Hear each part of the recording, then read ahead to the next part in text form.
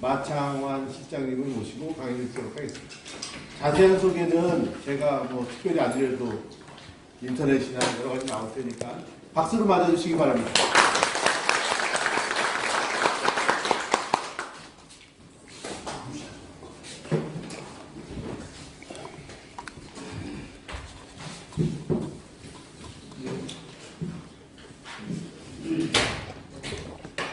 박대수 연구통신부 기자실장 마창환입니다. 반갑습니다.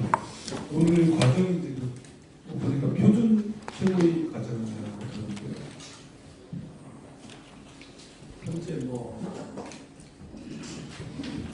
4차 산업혁명은 이제 또 하나의 플랫폼 혁명이다, 플랫폼 경제다 얘기를 하는데, 플랫폼이라는 게 4차 산업혁명에서 플랫폼 역할을 하기 때문에 중요한 거라서 이렇게 많은 관심을 가지고 또 수업을 듣고 강의를 개설하고 있는 이렇게 알고 있습니다. 오늘 제가 이제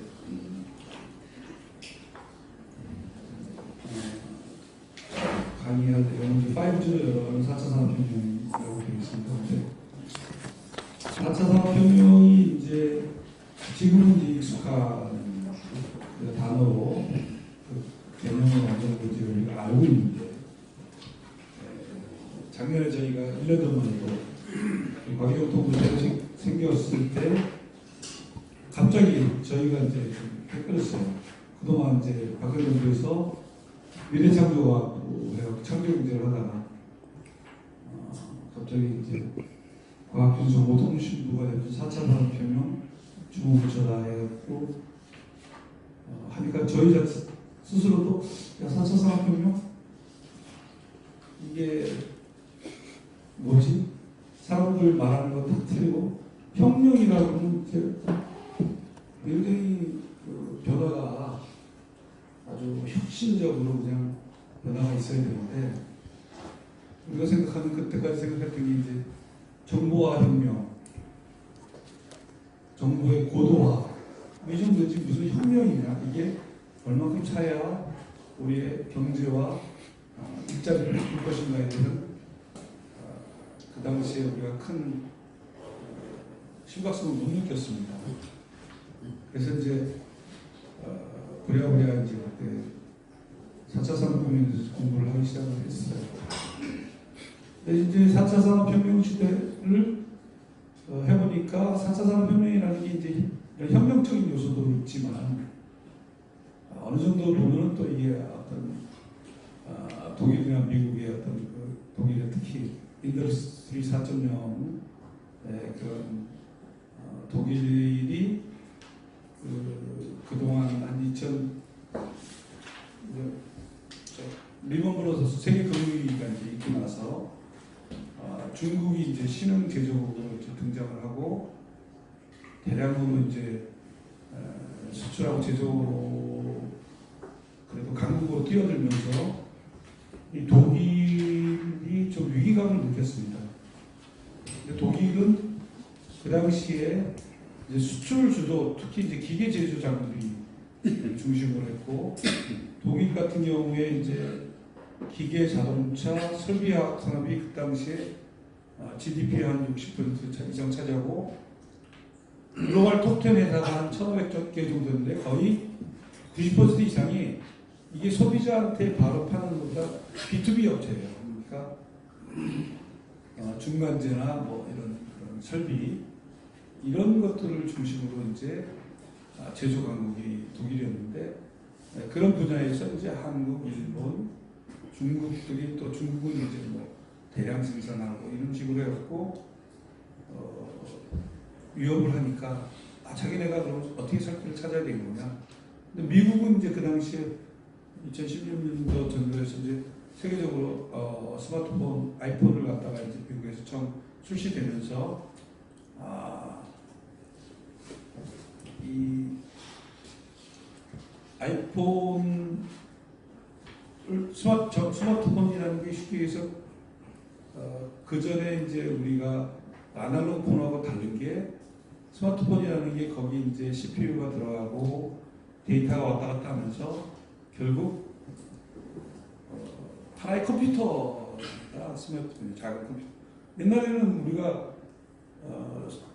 스마트폰하고 컴퓨터가 확실히 달라서 스마트폰 못하고 PC를 이용했는데 지금은 이제 PC에서 하는 모든 게 다 스마트폰으로 되잖아요. 그러니까 이제 미국은 이제 이 스마트폰을 통해서 모든 사람이 연결되면서 거기서 연결되는 가운데서 이제 새로운 정보가 나오고 교류가 새로운 정보가 서로 오고 가고 모이고 이러면서 그걸 통해 가지고 이제 이런 B2C 서비스 쪽에서 새로운 그 기회가 많이 창출됐습니다. 거기서 새로운 연결이 일어나고 정보가 모이고 빅데이터가 되고 그 빅데이터가 서로 융합이 되고 그걸 분석하면서 소비자의 욕구가 바로바로 기업들이 이제 알게 되고 그러면서 이제 새로운 서비스가 생기고 새로운 소비자의 니드를 바로바로 반영해서 소품종 다량 생산이 가능해지는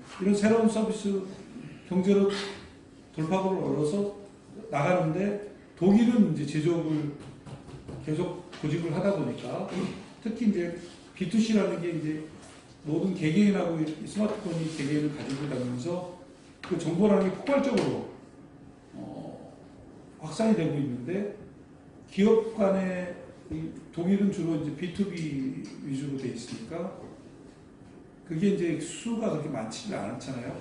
폭발적으로.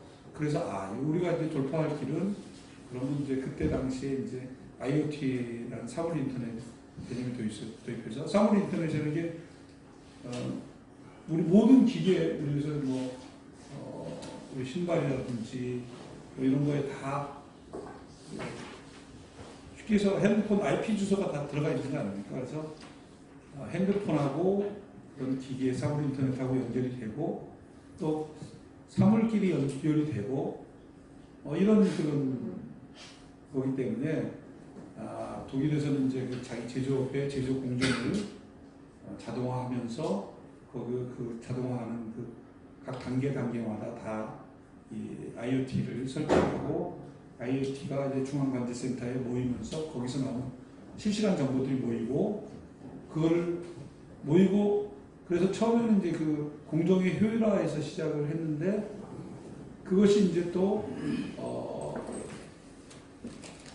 제품의 그 내부 공장 내부 제조 프로세스에서 모이는 게 아니라 제조를 하기 위해서 제품을 갖다가 이제 소싱하는 부분에서의 정보도 같이 모이게 됩니다. 그래서 어떤 공정이 이루어지는데 어떤 제품이 불량이 나거나 부족하거나 부품이 소싱 공장에서 또 바로 연락해서 더 추가로 주문하거나 그쪽에서 이제 연결이 되다가 나중에는 이것이 디스트리뷰션 해갖고 중간에 B2B 새로운 2단계 제조업자의 수요가 반영이 되든지 더 나아가서는 B2C까지 연결해서 최종 고객과의 어떤 니즈라든지 정보라든지 이런 것들이 다 공장 한 가운데 모이게 됩니다.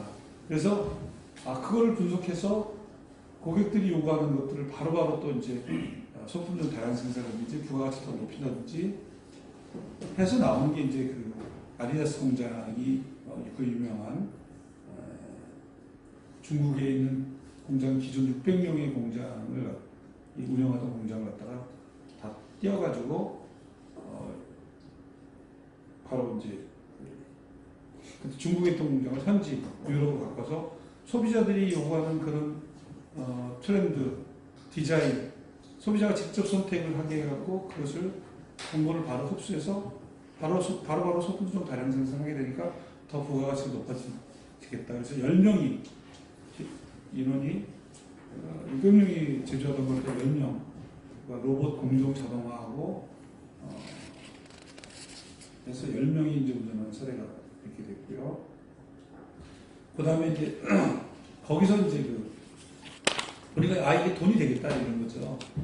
우리가 지금 스마트 팩토리 하는데 지금 우리 한국에서 이제 2020년까지 한 2만 개의 공장을 갖다가 중소기업으로 스마트 팩토리가 만든다. 그런데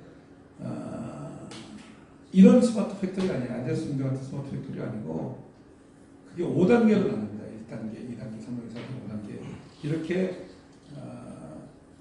그래서 소싱 정보, 공장 내부의 자동화 정보, 디스트리뷰션 되고 그다음에 최종 커스터머까지 가는 정보가 다 모여서 가는 게 5단계라면 우리나라에서 하는 그 공장 스마트 팩토리가 그 정도 될 수 있는 거는 우리 산업부에서 거기 있으면 300개도 안 된다고 그래요. 제가 우리나라에서 해볼 그렇게 스마트 팩토리를 할 수 있는 걸 한 50개 정도 할 수 있을 것 같다 이렇게 얘기를 하고 2만 개는 주로 이제 뭐냐면 MRP, ERP 보급하는 게 2단계입니다. 그것까지라도 하겠다는 게 이제 중소기업에서 이제 하는 얘기고. 그래서 지금 모든 그 4차 산업혁명을 자기네가 위기의식을 독일이 느꼈죠. 미국은 이렇게 핸드폰, 아이폰이 보급되면서 그 B2C 쪽에서 데이터가 모여서 분석을 하고 그래가지고 새로운 서비스를 만들려고 부가가치 창출하는데 자기네가 잘할 수 있는 쪽은 제조업이니까 제조업에서 부가가치를 내려면 이 모델을 전 세계로 확산시켜야 되겠다. 그런 어떤 전략에서 나온 것이 4차 산업혁명이다 라고 얘기를 합니다. 그런 분들이 있어요. 그래서 미국도 이제 자기네가 하는 그런 플랫폼 경제를 갖다 좀 확산시켜야 되고 독일도 그 제조업의 그 스마트 팩토리를 확산시켜야 돼서 독일이 이제 인더스트리 4.0이라고 얘기하면서 그거를 갖다가 슈왑 회장이 1916년도에 스위스 경제 다보스 포럼에 등장해가지고 앞으로 AI, 로봇, ICT, 빅데이터, 클라우딩, 3D 프린팅, 공유경제 이런 게 다 바이오가 융합돼서 새로운 산업혁명이 생긴다. 이거는 지금까지 우리가 전혀 보지 못했던 새로운 그런 쓰나미 같이 올 것이다. 이 변화는 우리가 지금까지 성취한 모든 규칙과 제도와 가치로 생활의 틀을 근본적으로 바꾸는 그런 혁명이다. 얘기를 하면서 이제 위기의식을 막 불러일으켰어요. 그래갖고 우리나라에서도 4차 산업혁명 아무들이 가는데 우리 너무 뒤져있구나. 그래서 정권이 바뀌자마자 과기정부 통신부 이름을 바꾸고 4차 산업혁명을 우리가 본격적으로 준비를 하게 됐습니다. 이 4차 산업혁명에 대해서는 이제 그 개념을 얘기할 때 그때 슈왑 회장은 두리뭉실하게 누구도 정의할 수 없다. 지금 막 진행되는 상황이니까 어떻게 변할지 모르고 어느 정도 빨리 변할지 모르니까. 그러니까 쓰나미라는 게 예를 들어서 그때 이제 우리 후쿠시마 원전이 사고가 났을 때 일본에 쓰나미가 터졌을 때 지구 반대편에 있는 칠레에서 이제 그 지진이 나면서 그게 태평양을 건너가지고 맞춰서 일본을 덮쳤었습니다. 근데 이 쓰나미 같은 게라는 것은 이 물속 해저에서 그 해일이 이동이 있기 때문에 표면적으로는 아무런 문제가 없이 보이고 이따가 이제 우리가 당한 거잖아요. 그러면서 이제 그렇게 위기의식을 불러일으켰는데 그게 이제 독일에서도 특히 이제 지멘스라는 데가 그 스마트 팩토리 인더스트리 4.0의 스마트 팩토리 들어간 핵심 소프트웨어 플랫폼을 만드는 중요한 회사입니다. 그래서 지금 한국에서 스마트 팩토리를 강조를 하면은 독일 사람들이 좋아합니다. 지멘스 제품을 다 살 수밖에 없으니까 지멘스의 소프트웨어 플랫폼을. 그래서 우리나라 빨리 이런 독자적인 어떤 플랫폼을 개발해야 될 필요성이 있는데요. 그래서 이제 4차 산업혁명은 독일과 미국이 세계 시장을 선점하려는 자기들의 주도로 끌고 가려는 그런 음모다. 뭐 이렇게 얘기하는 사람도 있습니다. 근데 이제 그래서 여러 가지 정의가 있는데 우리 카이스트 이민하 교수가 이제 4차 산업혁명에 대해서 많이 전도서서 얘기를 하고 다니고 그분은 이렇게 이제 사이버 세상과 피지컬 세상이 연결되는 것이 4차 산업혁명이다. 온라인과 오프라인이 결합돼서 융합돼서 나타나는 새로운 구조 서비스가 나오는 것이 4차 산업혁명이다. 오토 경제를 얘기를 하고 우리 미래창조과학부 초대 차관 ICT 차관했던 윤종혁 나이파 원장은 작년에 이제 뭐 ICBM이다 그래서 ICBM의 AI가 들어간 겁니다. IoT, 클라우드, 빅데이터, 모바일의 AI가 들어간 것이 서사평입니다. 여기 뭐 성북한테 최재분 교수가 이제 또 강의를 많이 하러 다닙니다. 그분은 이제 이 스마트폰이 보급되고 나서 모든 사람이 컴퓨터를 하나씩 들고 다니면서 이 모든 사람들이 다 컴퓨터로 IP 주소 하나씩 갖고 있는 거잖아요. 그래서 스마트폰으로 다 연결된 이 연결 사이에서 서로 정보가 이런 플랫폼을 소유하고 있는 기업의 정보가 다 흐르고, 그러니까 플랫폼 소유하고 있는 기업들은 그래서 플랫폼은 이제 제일 큰 플랫폼이 이제 그래서 삼성도 저는 갤럭시 씁니다만 이제 삼성도 여기 이제 많은 소프트웨어들이 장착되어 있고, 그러면서 이제 플랫폼 거기 삼성에 있는 그 기본적인 어떤 장착된 앱이라든지 뭐 이런 걸 통해 가지고 우리들이 오고 있는 정보들이 흘러 들어가겠죠. 삼성 플랫폼에. 뭐 가장 많은 거는 우리가 이제 여기서 구글 기반으로 했으니까 구글에 많은 정보가 들어갈 거고, 그 다음에 이제 뭐 제가 네이버도 잘 쓰고 그러니까 네이버에도 내가 뭐 로그인한 정보들이 다 들어갈 거고, 카카오톡 맨날 쓰니까 카톡에도 들어갈 거고, 이런 게 다 이제 그걸 기반으로 플랫폼이 됩니다. 그 플랫폼에 대해서 이제 뭐 다 아시겠지만 다시 설명하는 플랫폼이라는 게 옛날에 기차역을 플랫폼이라고 하잖아요. 기차역에 가보면 뭐 한 기차만 타는 게 아니라 그래서 우리가 서울역의 플랫폼에 딱 가면은 거기서 서울역 부산 가는 열차도 있고 광주 가는 열차도 있고 이렇게 경주 가는 열차도 있고 다양한 플랫폼을 기반으로 다양한 활용 수단들이 모이는 곳이 이제 플랫폼인데, 그러다 보니까 이제 서로 간에 그 플랫폼을 장악하는 사람들이 이 모든 사람들이 하나씩 갖고 있는 이 정보가 이 핸드폰을 스마트폰을 통해서 이루어진 정보들이 다 알 수가 있죠. 로그인 정보를 분석해 보면 이 사람은 내가 로그인한 정보를 분석해 보면 이 사람은 대충 나이가 젊은 사람 아니겠구나. 맨날 음식점 찾아봐도 맨날 뭐 중국집이라든지 뭐 한식집 같은 거 찾아보니까, 그 다음에 뭐 물건 사는 것도 보니까 뭐 40, 50대 그 취향이 뭐 부드라든지 뭐 이런 거 산다. 옷도 신사고 뭐 산다. 이렇게 되면 그 사람의 나이, 연령, 취향, 소득 수준들이 이 플랫폼을 소유하고 있는 기업들은 다 가지고 있어요. 오픈을 안 했었지. 그래서 이제 그걸 강조하는 사람이 이제 우리 성균관대 최재분 교수가 이제 그걸 강조를 합니다. 저도 다소 굉장히 중요하다고 생각을 하고 있고요. 특히 이제 우리 같은 경우 플랫폼 같은 경우 중국에 이제 바이두 한 10억 명 정도 이용을 하지 않습니까? 우리나라의 그 카카오톡 한 1억 명 정도 가지고 말씀이 많습니까? 오히려 네이버에서 하는 라인 같은 경우는 뭐 일본, 베트남, 아시아 쪽에 해가지고 한 3억 명 정도 이용을 한다고 해요. 그러니까 이 플랫폼은 기본적으로 미국이나 중국이 강점을 가질 수밖에 없어요. 많은 사람들이 이용을 하면서 그 많은 정보가 모이지 않습니까?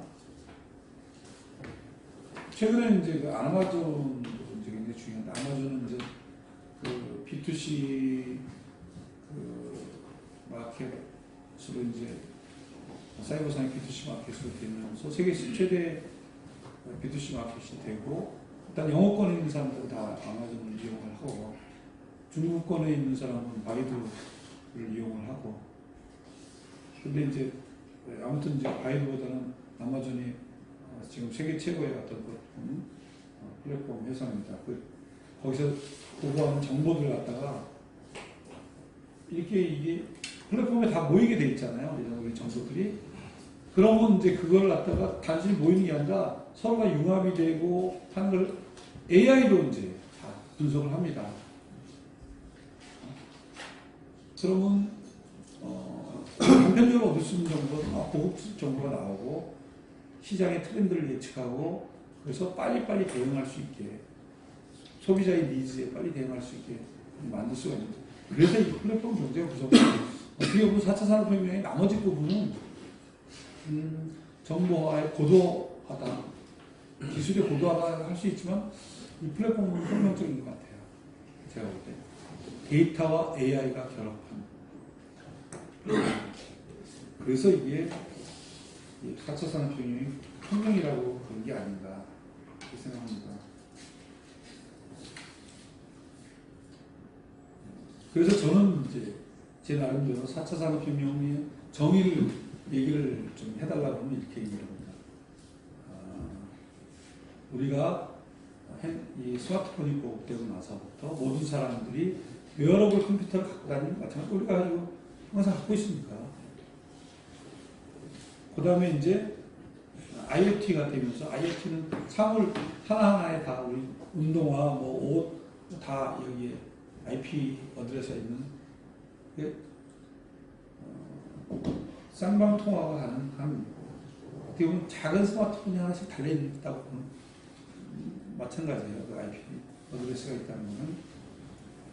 그러니까 모든 사람이 연결이 되고 모든 사물들과 사람이 스마트폰이 사람이니까 연결이 되고 또 IP 그 물건과 물건이 연결되고 이게 초연결 사회가 되는데 그것이 이제 12년도에는 뭐 9억 개 정도 되는데 20년도 해봐야 2년밖에 안 나오는데 500억 개의 IP 간에 연결이 된답니다.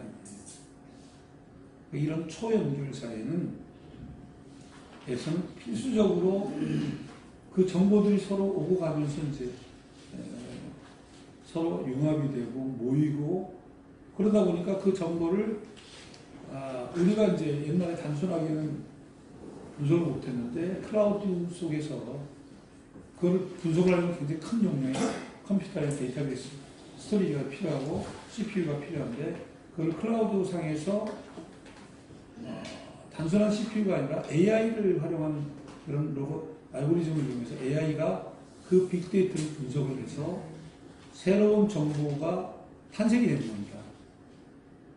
그 새로운 정보가 결국 새로운 서비스를 이루어지고 새로운 서비스, 새로운 산업을 이루어지고 이래서 4차 산업혁명이다. 저는 이제 그렇게 쉽게 얘기하면 그 흐름을 통해서 하면 이게 이제 4차 산업혁명이라고 얘기를 합니다. 이 4차 산업혁명을 이제 우리 과기부하고 이제 연결을 시켜볼게요. 과기부는 그러면 우리가 이제 4차 산업혁명을 전부 다 할 수는 없고 4차 산업혁명의 그런 기반이 되는 게 뭐냐? 우리는 이제 4차 산업혁명의 인프라를 먼저 확보를 해야 됩니다. 그게 이제 5G 가장 기본적인 게 이제 5G. 그래서 우리 과학기 정통부는 5G로 연결하는 4차 산업혁명을 저희가 오늘 강의를 여기에서 하겠습니다.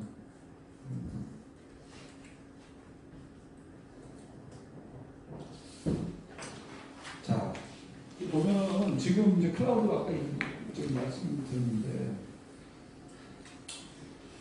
이제 뭐 서버라든지 메모리라든지 CPU라든지 DB 아무 필요가 없어요. 음악도 보관해두는 게 아니라 지금 스트리밍 서비스를 통해서 영화도 마찬가지고 듣지 않습니까? 넷플릭스에서 이제 다운받아서 듣고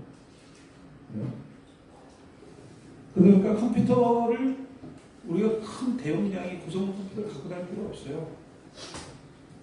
쉽게 해서 클라우드에서 다 이용이 되고 할 수 있는 컴퓨터는 그거하고 컴퓨터와 연결된 디바이스, 인터페이스라는 디바이스만 있으면 됩니다. 그것이 뭐 스마트워치가 됐든 핸드폰이 됐든 그러면 이제 이 핸드폰 지금과 똑같은 거니까 이거 스마트에서 내가 아니면 생체 칩이 됐건 근데 지금 웨어러블 컴퓨터를 우리가 갤럭시 기어를 갖다가 이제 하는데 더 작아지면 이제 칩으로 해갖고 우리 생체 칩으로 해서 에너지는 우리 생체의 그 체온 에너지라든지 이런 걸로 해가지고 전원이 공급되는 그 해서 하면 이제 필요한 게 뭐예요? 필요한 게 이제 그러면 디스플레이는 없다 할 거냐 이거죠. 나와 있는 게.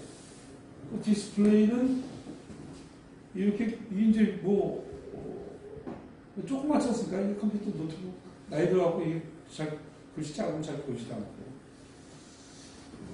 결국 이제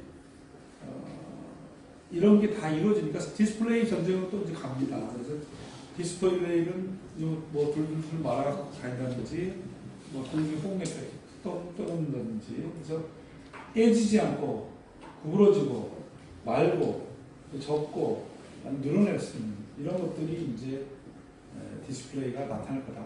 그러니까 스마트폰은 이제 없어집니다. 그런 얘기예요. 그래서 동영상을 한번 보시겠습니다.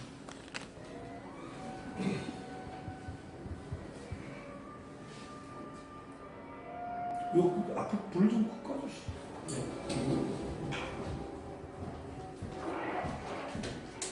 네.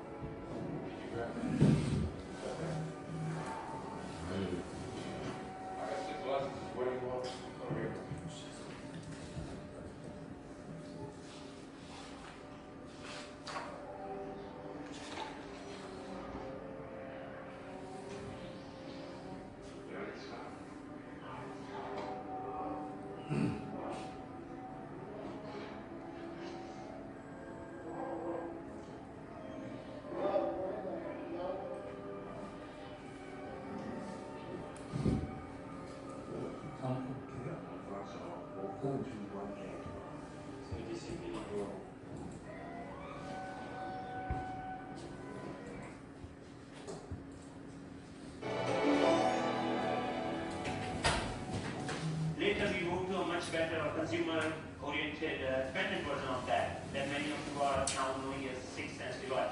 But I'm more excited that you can actually take it outside.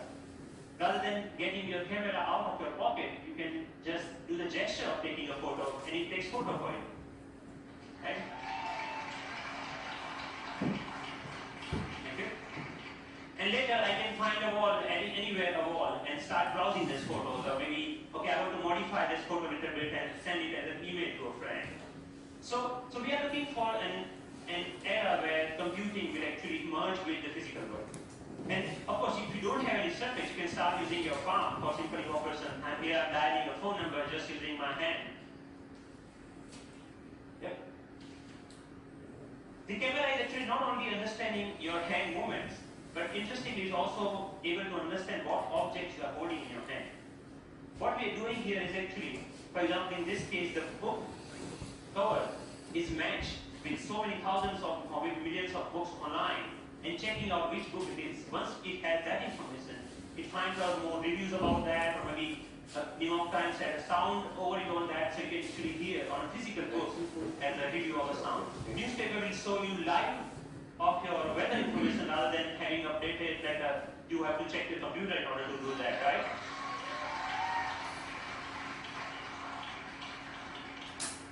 When I'm going back, I can just use my boarding pass and to check, oh, my flight has been how much delayed. Because at that particular time, I'm not feeling of opening my iPhone and checking out putting the icon.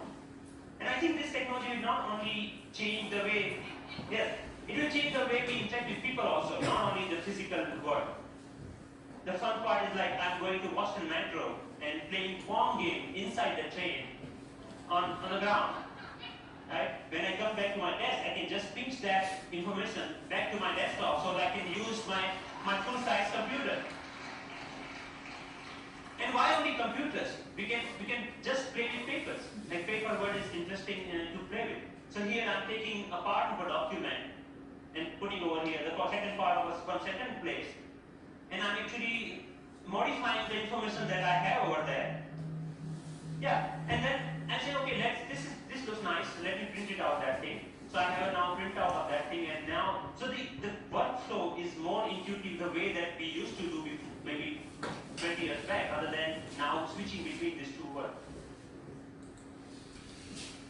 그래서 이렇게 지금 이런 것들이 이제 지금 연구가 되고 있고 실용화 된 단계에 있습니다. 자, 우리가 그래서 이게 뭐냐면 지금 아까 영화에서 보는 건 이제 상당히 아직 실용화되지 않고 그런 상상 속에서 많이 이루어진 것들인데 그것이 이제 바로바로 실현되고 있고요.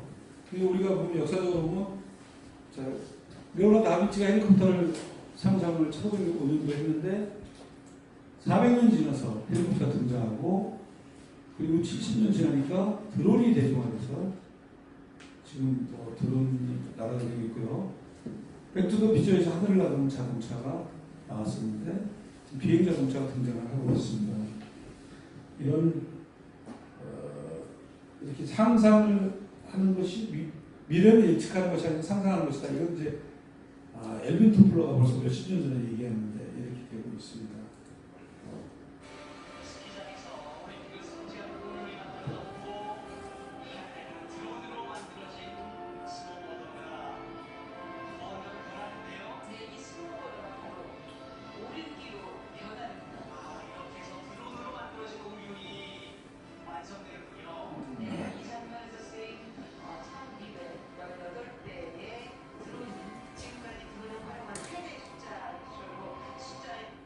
이 드론이 이때 당시에 띄운 드론은 자 우리가 중앙 통제하는 그 컨트롤 통제 센터하고 드론의 개개 드론하고만 연결이 되어 있는 거예요.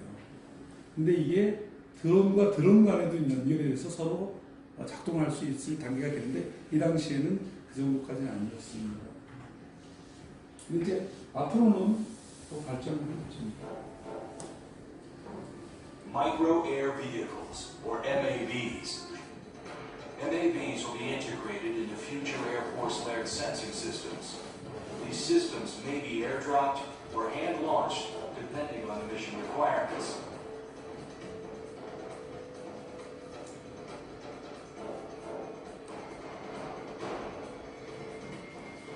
The small size of MAVs allows them to be hidden in plain sight. Once in place, an MAV can enter a low-powered extended surveillance mode for missions lasting days or weeks. This may require the MAV to harvest energy from environmental sources, such as sunlight or wind, or from man-made sources, such as power lines and vibrating machinery. It will blend in with its surroundings and operate undetected.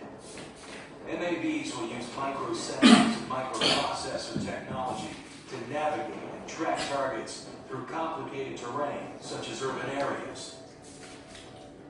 Small size and agile flight will enable MAVs to covertly enter locations inaccessible by traditional means of aerial surveillance.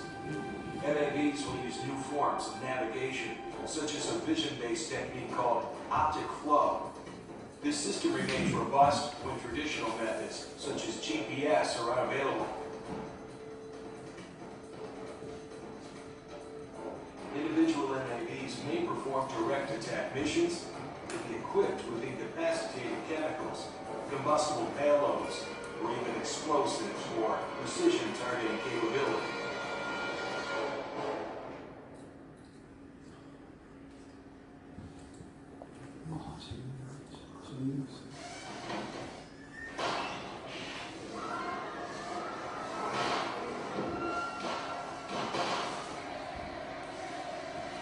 드론이 이제 뭐 테러 같은 전쟁이 이제 이런 They used to say guns don't kill people.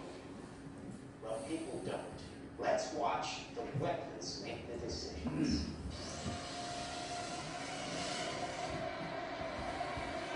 The nation is still recovering from yesterday's incident, which officials are describing as some kind of automated attack. This short film is more than just speculation. It shows the result of integrating and miniaturizing technology.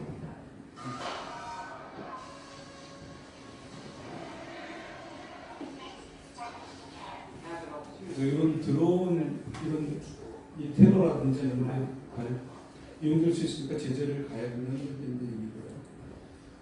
자, 그래서 이제 다음으로 넘어가겠습니다. 이렇게 상상한 대로 이루어지기 위해서는 먼저 이런 스마트한 것들이 있어야 되죠. 그래서 인공지능이 있어야 돼요. 그래서 이제 4차 산업혁명의 핵심은 아까도 얘기했던 모든 것이 연결되면서 그것이 모이는 곳에 플랫폼에 데이터가 모이고 데이터를 분석하는 것이 이제 AI가 분석하면서 함으로써 더 우리가 생각하지 못했던 더 유용한 정보를 뽑아낼 수 있는 것이 이제 4차 산업혁명이다.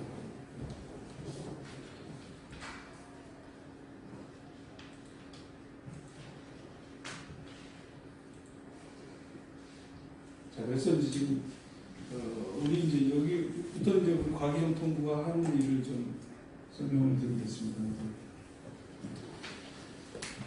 자, 과기정통부는 이제 전에 박근혜 정부 때는 미래창조과학부였습니다. 미래창조과학부는 옛날에 원래 우리가 노무현 정부 때 과학기술부가 이제 있었고 그때 정보통신부도 있었습니다. 그래서 그 당시에 뭐 우리가 그때 기억이 나지 않습니까? 산업화에는 뒤졌어도 정보에서는 뒤지지 말자고 세계 최초 이제 CDMA 상용화하면서 그 정보화국으로 됐는데요. 그 이후로 이제 뭐 정보통신부 산업 중에 하나인데 무슨 굳이 정보통신부라고 따로 안 필요가 있냐? 아무래도 가만 놔뒀던 이제 기업들이 잘하고 있으니까 정보통신부 없어지고 과학기술은 이제 대학교하고 합쳐갖고 대학의 R&D를 강화해야 되겠다고 이제 교과부로 이제 합쳐졌다가 이렇게 해보니까 이제 정보통신부가 ICT는 이제 다른 산업하고 이제 같은 산업 중에 하나지만 다른 거는 모든 산업, 과학의 어떤 컨버전스하는 매개체가 되는 거예요. 모든 사업에 필요한 거니까. 그리고 따로 볼 필요도 있겠구나. 과학하고 그 R&D를 대학에서 잘 하기 위해서 교과부를 만들었더니 교과부 장관이 R&D는 관심이 없고 학부형들이 계속 그 대입시 제도 변화에 관심이 많으니까 거기만 신경 쓰는 거예요. 그래서 그때가 한 잃어버린 한 5년이라고 할 수가 있겠습니다. 우리가 IT 분야라든지 과학기술 쪽에. 그래서 이제 그게 MB 정부 들어서 지금 이제 박근혜 정부 들어서서 MB 정부 때 5년 동안에 공부를 되돌아보니까 이런 문제가 있었다 해갖고 이제 그럼 이제 모든 과학이 현대의 그 과학이라는 게 이제 컨버전스되고 통합되는 통속되고 그것이 중요하니까 융합 연구가 또 활성화되어야 되니까 ICT하고 과학하고 이제 결합을 시켜서 이런 융합 연구를 활성화시키자 해서 이제 미래창조과학부가 생겼고요.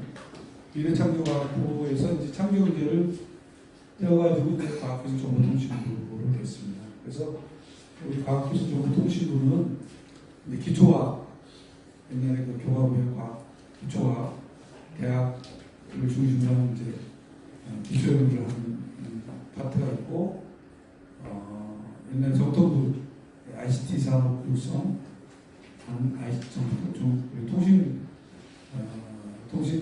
통신산업진흥 하고 있는 이제 ICT 분야가 있고, 그 다음에 이제 국가 R&D 전체적으로 계획을 세우고 예산을 배분하고 평가를 해서 이런 국가 R&D 전체를 관리하는 그런 통신본부는 세 개의 차관실로 되어 있습니다. 그래서 과학기술정보통신부는 우리나라 부처 중에서 유일하게 차관이 3명입니다. 그런 부처다. 그리고 지금 신정부 들어서서 여러분들 이렇게 신정부의 정책 기조가 딱 소득주도 성장, 혁신성장, 그래서 공정경제, 데이트를 하면서 한다. 소득주도 성장은 뭐 여러분 잘 아시죠? 이제 우리나라 지금 소비가 국민들이 소득이 너무 이제 편중돼 있고, 그다음에 이제 소득이 수준이 낮은 사람들은 소비가 소비를 할 수가 없으니까 일단 그 차별을 완화하기 위해서 저소득층에게 좀 더 베풀어 주고 소득을 늘려서 이전 소득을 늘려서 그 사람들이 소비를 할 수 있게 하고 그 소비가 수요를 하니까 기업의 활동을 자극시키고 생산과 투자를 늘리기 위해서 성장을 이룬다. 소득주도 성장이고. 근데 이제 역사적으로 보면 소득주도 성장은 일시적인 효과는 있어요. 이 소비, 우리가 이제 재정을 확대를 하고 소득을 증대시키고 소비를 늘리게 하면은 수요가 증대되고 생산을 자극하는 효과가 있지만 그것이 장기적으로는 이제 그 이노베이션과 같이 가야 됩니다. 그래서 나오는 이제 혁신성장. 그래서 이거는 우리가 과학기술 R&D를 통해서 하고 산업혁신, 규제를 풀고 이렇게 해서 이노베이션을 좀 활성화시키고 투자를 활성화시켜서 이것이 이제 소득주도 성장을 맞물리면 더 시너지 효과가 나겠죠. 그러니까 그건데 그 룰이 공정해야 된다. 그래서 공정경제의 틀 안에서 이것이 이루어져야지 우리가 장기적으로 지속 가능한 성장을 할 수 있다. 아니, 현 정부의 이제 경제 정책의 큰 방향입니다. 그래서 그 혁신성장 파트를 우리가 이제 과기정부가 하고 산업부 규제 관련해서는 이제 기재부도 참여를 하고요. 이렇게 나오고 있고요. 그래서 혁신성장을 하려고 이제 작년에 정부가 출범하자 블레어리가 이제 혁신성장을 내놓고 그럼 혁신성장 어떻게 끌고 갈 거냐? 그래서 이제 그때 그럼 각 부처마다 우리가 그때 급하잖아요. 경제가 침체되니까 좀 빨리 좀 경제 혁신성장을 좀 이뤘으면 좋겠다. 가시적인 성과를 거뒀으면 좋겠다. 그래서 4차 산업혁명에서 우리가 신산업, 부가지도 불만한 산업 분야를 선정을 각 부처별로 하나씩 선정하라고 했더니 이제 이렇게 나왔어요. 여기까지가. 국토부 산업분 자율주행차, 복지 바이오스, 국토부 드론, 하고 스마트시티, 농림부 스마트팜, 산업부 재생에너지, 금융위의 핀테크, 중소기업 스마트 공장. 그때 이제 그 과기정통부에서는 초연결 진화의 핵심인 DNA, 데이터, 네트워킹 5G, AI를 이렇게 해가지고 8대 선도사라고 그때 선정됐을 때는 빨리 치고 나서 빨리 가시적인 성과를 볼 수 있고 경제 전체를 자극할 수 있는 그런 걸로 하자 해서 선정을 했는데 1년 지나고 보니까 결국 이게 다 4차 산업의 핵심적인 그 분야인데 기본적으로 가장 핵심적인 인프라가 안 되면 이거 안 되겠구나. 5G가 미리 깔려야지 다 대한민국도 되고 스마트 시티도 되고 드론도 되고 다 됩니다. 그리고 그렇게 해서 이런 사업들이 이루어졌을 때 거기서 나오는 데이터를 모으고 분석하고 해야지 그게 제대로 이 8대 선도 사업이 되겠구나 해서 DNA를 끄집어내서 금년도 8월 달에 이건 4차 산업의 플랫폼을 만드는 건 별도로 두자. 데이터, AI, 그리고 이제 수소경제가 지금 이제 뭐 선진국에서도 이제 전기자동차나 수소자동차 이렇게 갈 길이 있는데 우리가 현대자동차가 벌써 수소자동차를 상당 부분 많이 개발을 해놓고 그러니까 수소경제를 선정하자 해갖고 이 세 분야는 모든 이 산업의 기본적으로 공통되는 거다. 그래서 이거를 가장 기본적으로 하고 나머지 8대 산업에 바이오헬스가 들어갔어요. 그리고 8대 산업은 각 부처에서 또 나름대로 이 플랫폼이 구축되면 거기가 연동해서 개발을 하자. 그리고 중요한 게 4차 산업 인재 양성이 중요하다. 4차 산업 특히 AI 인재에 대한 수요가 우리나라는 이제 2020년까지 2만 명을 갖다가 AI 인재를 지금 육성을 하기 위해서 AI 대학원을 지금 만들고 뭐 소프트웨어 중심 대학을 몇십 개 선정을 하고 그러고 있죠 지금. 근데 이제 뭐 우리나라 진짜 AI 인재는 지금 삼성이 거의 한 1,000명 정도 다 가 있어요. 1,000명 더 가겠죠. 2,000~3,000명 가 있을 텐데. 아마존 같은 데는 그 AI 인재가 10만 명이래요. 한 회사에. 뭐 지금 엄청난 거죠.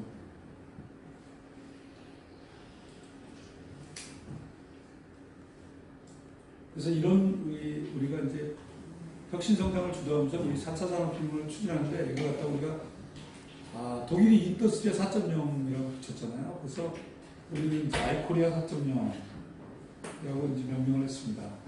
그래서 여기서 아이는 사람인의 아이도 되고 한글로 얘기하면 그 다음에 영어로 하면 인터액션, 소통, 이노베이션, 혁신, 인텔리전스, 진화, 인클루시브니스를 통합이라고 얘기하고 요새는 포용적 성장이라고 포용이라고 얘기하고요.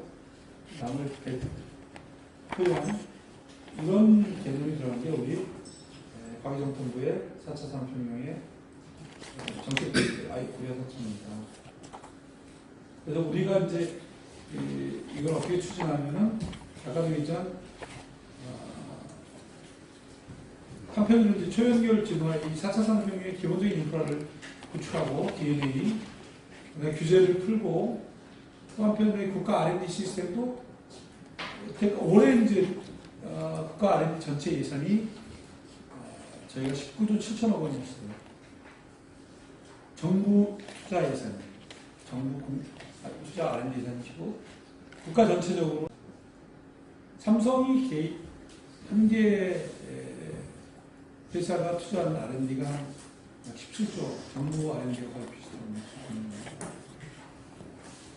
근데 이제 그 우리나라 R&D가 여태까지는 뭐 아시겠지만 그동안 우리가 CDMA 개발하고 그다음에 우리나라 옛날에는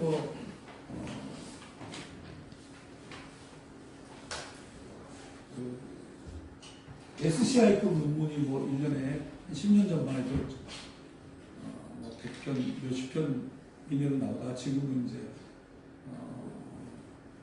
거의 한 몇천 건 단위로 나오고 있고 이런 것들이 다 그리고 이제 우리가 기본적으로 우리나라 인대화를 이룬 것이 박정희 대통령이 키스트 만들고 에트리 만들고 국제경구회소에서 만들어갖고 외국에 있는 가서 공부하는 박사들, 우리나라 출신 박사들 월급 많이 주고 데리고 와서 그분들이 이제 산업화 기술 개발하고 해서 그것이 기업에 이전돼서 결국 우리가 산업화가 이루어졌다.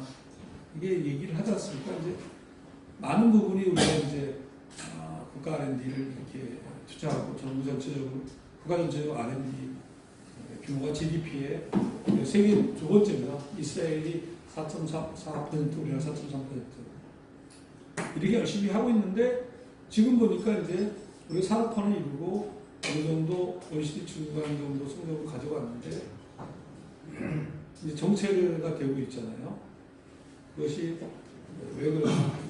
우리가 그동안 이제 패스트 팔로워 전략으로 계속적으로 타겟을 정해놓고 사업이 개발하면 사업이 있으면 안전빵으로 우리는 거기서 그대로 카피를 해갖고 약간 좀 정확 카피가 안 되는 거는 라이센스 해가지고 로열티 주고 나머지는 그대로 이제 더 좋게 우리가 제품을 만들어서 세계 시장을 갖다가 이렇게 산업화를 하고 경제 성장을 이끌어 왔는데 이제 그게 한계에 부딪혔습니다. 4차 산업혁명 시대는 여러분도 알겠죠? 아마존 바이두 10억 정도가 플랫폼에서 나온 게 카톡에서 1억에서 나온 정보하고 같을 수가 없잖아요. 그러니까 이게 한 번 뒤처지면 따라갈 수가 없어요. 그래서 이제 결국 이게 4차 산업혁명 시대에는 승자 독식에서 있다. 패스트 팔로워가 더 이상 안 통한다. 우리도 먼저 퍼스트 무버를 해야 된다. 이래서 이제 국가 R&D도 이게 이렇게 가서는 안 돼요. 지금까지 우리 국가에서 탑다운하고 13대 성장 동력 분야 무슨 8대 선도 프로젝트 해가지고 그쪽 부분에 올빵해주고 갔는데 이렇게 하면 안 되겠다. 노벨상도 그렇고 진득하게 한 사람이 한 20, 30년 계속 한 분야에 해야지 엉뚱한 거 연구하더라도 해야지 좋은 연구 결과가 세계적인 연구 결과가 나올 수 있다. 그래가지고 국가 R&D도 이제 탑다운 방식에서 물론 탑다운도 중요합니다. 반 정도는 탑다운, 나머지는 개인 기초 연구하고 버텀업으로 하고 RFP도 옛날에는 우리가 뭐 기업하시는 분들 얘기했지만 연구재단 같은 데서 이제 우리가 그 정부 과제 나오는 과정이 프로세서가 있습니다. 정부 과제는 이제 내년도 과제를 갖다가 이제 뭐 과기부에서 우리로 얘기하면 연구재단이나 IITP나 뭐 나이파 같은 데서 이제 사업 공고를 어떤 사업을 한다고 공고를 하잖아요. 그게 그러니까 예산을 해갖고 이제 그날 또 뿌려주려고 이제 그런 거죠. 그러면 이제 RFP가 나와요. 이런 쪽이 이런 대상 사업을 대상으로 이런 분야의 연구 과제를 우리가 선정을 하겠다고 하는데 그거 자체가 이제 잘못된 거죠. 그거는 1년 전에 우리가 예산을 세우기 1년 전에 그걸 갖다가 공고를 합니다. 그래서 너네가 내년에 우리가 이런 쪽으로 사업을 하려고 하는데 좋은 사업, 유망한 사업 분야를 제안을 해라. 그래갖고 이제 제안을 하죠. 남들보다 먼저 그 정보를 갖고 제안을 하면 채택이 되면 그 사람들이 그 사업이 출발된 연역, 배경, 예산이 얼마 규모로 들어가고 다 알잖아요. 어떤 게 점수를 많이 받을까. 그러니까 그 기업들이 이제 나중에 RFP 나오면은 거기에 맞게 과제 먼저 제출하면 되는 겁니다. 그래서 이거 짜고 치는 고스톱이다 그런 얘기가 많이 나왔어요. 그래서 이제 몇 년 전서부터는 이제 그게 엄격하게 해서 줄어들었습니다. 그래서 RFP를 기획을 한 사람이 나중에 공개행정으로 다시 공모를 할 때는 그때 그 비율이 지금은 엄격하게 관리해서 50% 미만으로 떨어져. 그래도 유리한 건 사실이에요. 아무튼 근데 그러다 보니까 이게 뭐냐면 정부에서 하는 그런 뭐 방향성을 준다는 건 좋지만 개별 기업들, 개인 연구자들이 독창성, 창의성을 가지고 제안하는 것들이 채택이 안 되니까 이런 RFP도 우리가 대표 사전 기획도 주의이고 공모전 R&D라든지 이런 걸로 탑다운 방식의 R&D 과제를 선정하려고 하고 있습니다. 그런 식으로 변하고 있고요. 데이터 같은 경우에 이제 우리가 이제 아까도 얘기했던 AI 4차 산업의 핵심은 결국 모인 데이터를 얼마나 잘 가공하고 분석하고 잘 모으고 가공하고 분석해서 좋은 정보를 빨리 얻어서 더 좋은 부가치 높은 사업 서비스를 제공하는 데가 핵심입니다. 근데 이제 우리나라 보면은 그거 아는데 개인정보보호법이 너무 강하게 돼 있어요. 세계적으로 그래서 우리가 항상 얘기해요. 글로벌 스탠다드에 가야 되는데 이거는 개인정보보호는 우리나라 시민단체 그 목소리 커서 세계에서 제일 지금 EU에서 이제 그 정보 활용 기준을 내놨지 않습니까?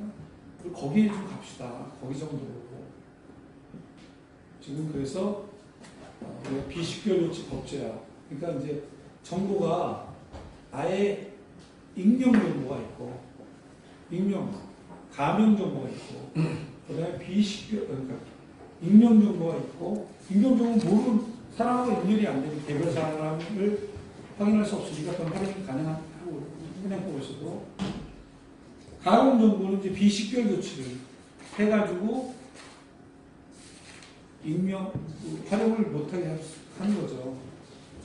그런 것들을 해야 된다. 그래서 일단 모으는 정보를 많이 모으고, 그다음에 이런 비식별 조치를 법제화시키고, 그 유사한 정보끼리 좀 모아야 돼요. 저희가 정보를 우리 유현민 장관님이 새로 오셔가지고 작년에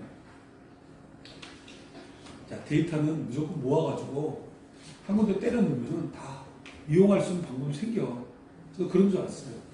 그래가지고 토론을 1년 동안 TF를 관통해서 움직여 보니까 우리 지금 유현민 장관이 그랬어요. 그러니까 쉽게 해서 다 모아놓으면은 서칭 엔진이 AI 갖고 있는 엔진이 다 분석해서 내가 키워드만 하면 내가 원하는 대로 다 포맷해가지고 다 제공해 줄 거야. 근데 이제 실제로 우리가 TF 개선에서 해봤더니 포맷을 다 해야 돼요. 미국도 그렇고 유럽도 그렇고 다 그 연구자들이 바이오 분야다, 의약품을 연구한다. 그러면 자기네들이 요구하는 게 있어요. 무슨 여기 어떤 물질이 들어가냐, 화학식이 뭐냐라든지 그런 정보들, 뭐 사이드 이펙트는 뭐고 그걸 어떤 사람들이 주로 이용했느냐, 그런 거에 다른 분야에는 속하지 않기 때문에 어느 정도 뭐 핵심이 연구 분야에 따라서 지금 포매팅을 해야 됩니다. 아까 안타깝지만 텐서플로우로 다 할 수 있을 것 같지만 안 돼요.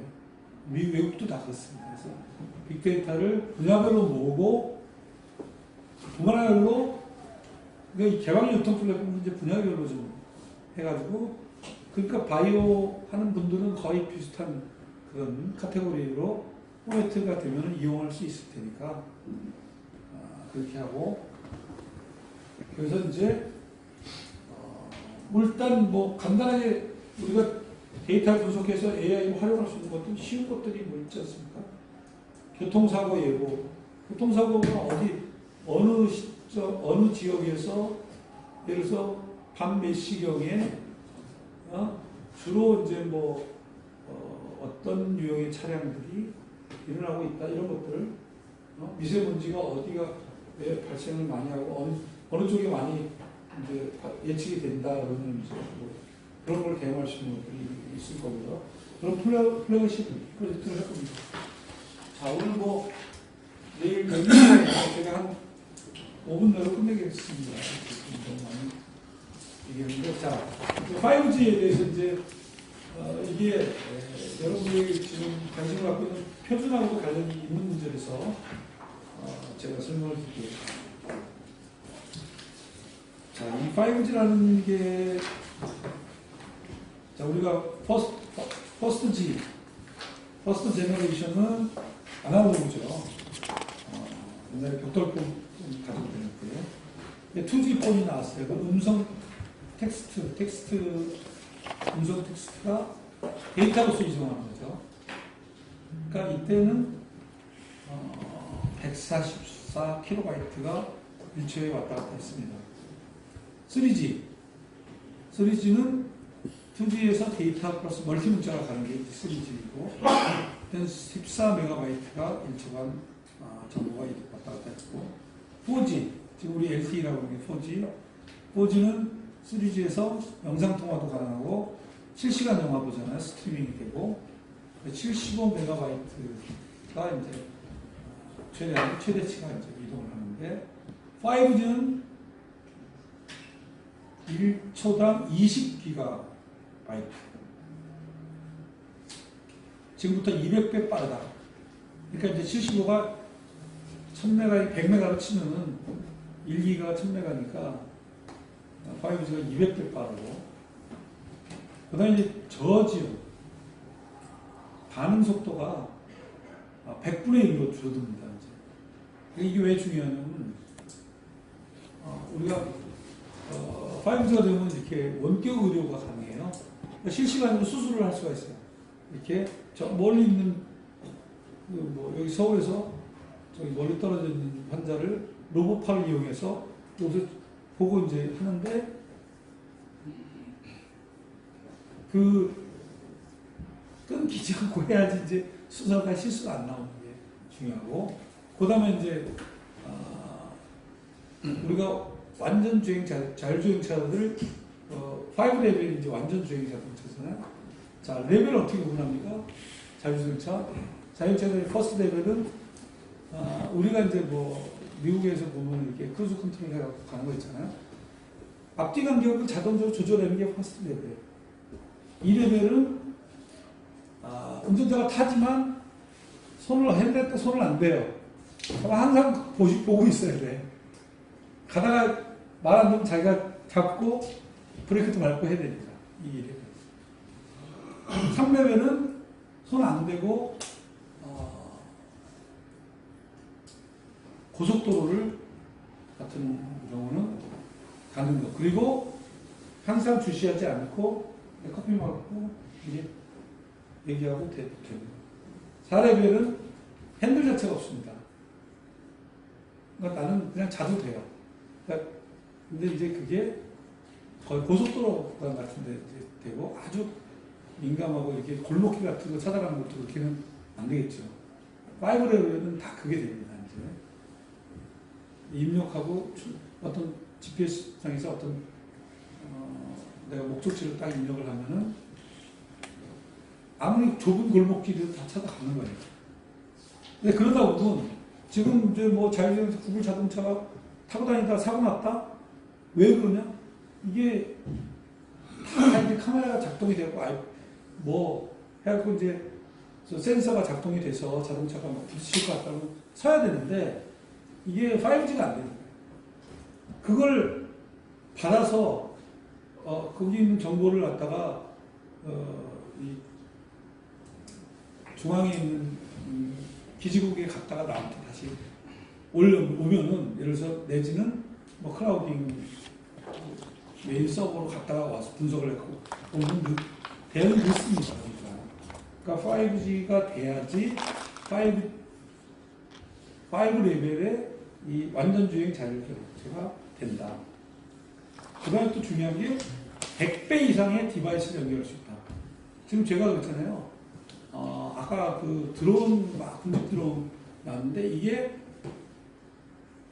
하나하나 서로 간에 교신이 안 돼요. 그러니까 이 메인 서버 내지 메인 컨트롤러하고 드론 하나하나는 교신이 되지만 드론 간에 교신이 돼야지 되는데 그게 안 됩니다. 그러면 몇백 개 떠 있으니까 드론 간에 그 서로 다 그때 몇백 개 드론이 떴는데 다 연결이 돼야 되는데 이게 이제 지금의 4G에서는 그게 한계가 있습니다. 근데 그거보다 100배 이상의 많은 기계하고 연결할 수가 있다. 이게 5G 세 가지 특징이에요. 그래서 뭐 완전주행 자동차, 스마트 팩토리, 스마트 시티 다 이루어질 수가 있는 겁니다. 그래서 이제 5G가 중요하고, 근데 이제 우리나라가 내년도 3월에 세계 최초 5G 상용화하겠다고 이제 유영민 장관님 와셔갖고 선언을 하고 지금 그 로드맵 따라 지금 가고 있습니다. 그래서 작년 12월 달에 국제 표준을 먼저 제정을 했어요. 이게 이제 시장을 선정하고 장비사로 선정을 하려면 표준을 먼저 제정해야 되는데 우리가 주도해서 이때 국제 표준은 non standard alone. 그러니까 이제 4G를 깔아놔도 바로 어느 땡 하고 이때 5G를 가는 게 아니고 5G 기지국을 세워가지고 5G 장비 서비스를 하고 단말기 나와야 되잖아요. 5G 단말기 나와도 4G 그대로 쓰고 있는 사람도 있고 난 4G 있어도 3G 쓰는 사람도 있고 그렇지 않습니까? 4G가 투자가 잔뜩 돼 있는데 지금 거의 5G 됐다고 5G를 바로 서비스 바꿀 수 없으니까 4G에도 쓰고 5G에도 쓰고 난 스탠더드 언론 그러니까 두 개 다 쓸 수 있는 표준을 먼저 개발해서 그 장비를 보급해갖고 5G로 쫙 깔면 그 다음에 이제 스탠더드 언론 해갖고 5G만 전용이 되는 표준을 만들어서 거기 또 우리가 주도를 해서 그거는 한 2020년, 19년, 20년까지 표준이 급하지 않잖아요. 우리가 할 거고 그 표준을 정하고 올해 이제 평양 시범 서비스를 하고 주파수 경매를 했습니다. 주파수가 5G의 주파수는 고주파였어요. 5G 특성이 저주파는 이렇게 폭이 넓어가지고 폭이 넓으면서 넓게 이렇게 건물이 있다. 그러면 이렇게 파장이 넓으면은 이 건물을 타고 넘어서 멀리 갑니다. 근데 5G는 고주파로 해서 아주 촘촘하게 이렇게 주파수가 이루어지면 이게 건물이 많지 딱 막혀요. 직진성밖에 없어요. 그래서 이제 5G 주파수 기지국은 지금보다 더 많이 세워야 됩니다. 그러다 보니까 이걸 세계 최초로 상용을 하려면 기지국이 다 보면은 LG 플러스 KT, SKT 다 따로따로 기지국을 만들어요. 아파트에 하나 들어가면 자기네들 만들고 그 옆에 또 만들고 그 옆에 또 만들고 그게 좀 낭비지 않습니까? 그래갖고 기지국을 공동 사용하자. 그게 이제 저희가 또 계속 통신 정비를 골고루하고 활용하자라는 게 이제 그게 과기정통부가 했고요. 그러다 보니까 이제 KT가 제일 유리하죠. KT는 옛날에 전신전화국이 바뀐 거기 때문에 KT가 재산이 제일 많습니다. 땅도 많고 기지국은 거의 다 KT 거가 많고 새로 진 아파트 뭐 그런 건 모르겠지만 그러니까 공동 사용할 때 KT를 설득을 해야 됩니다. 그래서 좀 싸게 주라. 이게 됐고요. 그 다음에 이제 금년도 이제 장비 통신 장비 화웨이께 들어오냐 삼성께 들어올 거냐 이게 관심사입니다. 근데 공식적으로 우리가 정부에서 화웨이 들어오면 백도어가 있어갖고 우리나라 장부 다 털립니다. 얘기를 할 수 없잖아요. 미국하고 유럽은 일본 뭐 다 화웨이 장비 안 씁니다. 근데 이제 정부가 나서서 할 수는 없고 다만 이제 삼성이 전 세계적으로 이 장비 시장에 1인자가 에릭슨, 화웨이 30%씩 하고 삼성은 전 세계적으로는 5%, 우리나라 시장에서는 30% 내지 40%. 그래도 우리나라에서 빨리 해가지고 표준 만들어서 선점하고 삼성도 장비 산업에 뛰어들어서 그 포션을 먹어야지 세계 시장에 가서. 그래서 이제 가급적이면 뭐 우리끼리 얘기니까 화웨이 안 들어갔으면 좋겠지만 LG는 화웨이 쓰려고 그런 것 같아요. 4G하고 연동이 돼야 되니까 4G 장비를 화웨이 걸 썼으니까 연동을 시켜서 가야 되는데 안 쓰기 힘들죠.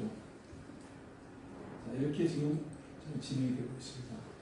그래서 이 5G를 만들어 놓으면 그다음부터 이제 서비스, 새로운 서비스, 우리가 못했던 서비스 그런 것들 많이 만들어내야 됩니다. 그래서 한편으로는 우리가 각 부처가 그런 걸 해야 돼요. 자, 서비스, 우리가 지금 나이키 신발, 아디다스 신발에 센서를 부착해서 내가 하루에 걸어다니는데 운동량이 부족하다. 당신 조금 더 걸어야 되겠어요. 이렇게 나한테 알려주면 그래도 내가 버스 한 정거장 일찍 해가지고 걸어야 되겠다. 당신 심박도 뭐 이런 거 다 해보니까 어저께하고 오늘 차이가 얼마나 하고 먹은 거하고 따져보니까 몸무게 얼마나 늘었다. 이런 거 새로운 제조 상품에다가 서비스를 결합한 것들이 5G 시장에 가기 때문에 가능이 됩니다. 그런 서비타이제이션, 리쇼링. 자, 중국으로 갔던 아디다스 공장이 유럽으로 다시 왔어요. 중국에서 가서는 패턴이 그렇지 않습니까? 내년도에 유행할 디자인이 뭘 거고, 그러니까 제품을 몇만 족을 주문을 이렇게 해야 되겠다고 해서 그러니까 싼 원료 찾아서 거기를 갔는데 인건비하고 그게 중요한 게 아니라 이런 핸드폰이라든지 뭐 이런 걸 통해 가지고 다 고객이 주문하는 정보가 더 빨리 해서 빨리 만들어 주려면 고객 가까운 데 있어야 되잖아요. 그래서 이런 것처럼 시장이 있는 곳으로 가는 겁니다. 시장 갖고 리쇼링 이런 식으로 해서 우리가 이제 세계 최초 5G 작용화하고 새로운 5G 융화 서비스를 좀 과기정통부가 앞장서서 기업하고 같이 해서 이걸 내년부터 이제 본격적으로 시범 사업을 추진해서 5G에서도 세계 시장을 통달하고 4차 산업혁명도 우리나라가 앞장서 나가겠다 라는 그런 사명감을 가지고 과기정통부 공무원들이 오늘도 열심히 일하고 있습니다. 네, 지금까지 강정에서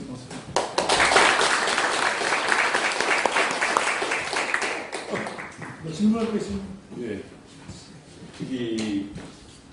방금 말씀하신 게, 5기가 이게 우리나라 기술이 많이 반영이 됐다고 그러는데, 그게 굉장히 앞으로 시장성이 큰데, 그걸 왜 우리나라 기술이 많이 들어가게 한 이유가, 혹시 뭐 미국과 유럽의 어떤 그런 알력, 또 아니면 중국과 뭐 이렇게 해서 서로 알력 때문에 우리 그런 기술이 많이 반영된 건지, 아니면 뭐 어떤 다른 어떤 그런 뭐 뒷얘기가 있는 거죠.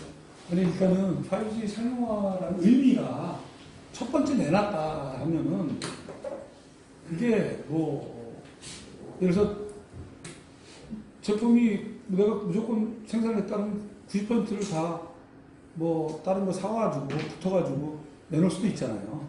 근데 전반적으로 우리나라의 그 통신 장비 시장에 대해서는 그동안 취약했는데 그거에 대한 그 통신 장비가 뭐 삼성에서 다 개발한 게 아니라 결국 중소기업들이 다 같이 그 말이 가니까 아니라 표준화에 갖다 세계적으로 표준화를 정할 때 예. 우리나라의 어떤 기술이나 아니면 우리나라의 기준이 많이 들어갔다고 지금 그렇잖아요. 그러니까 그 우리가 이유가 예.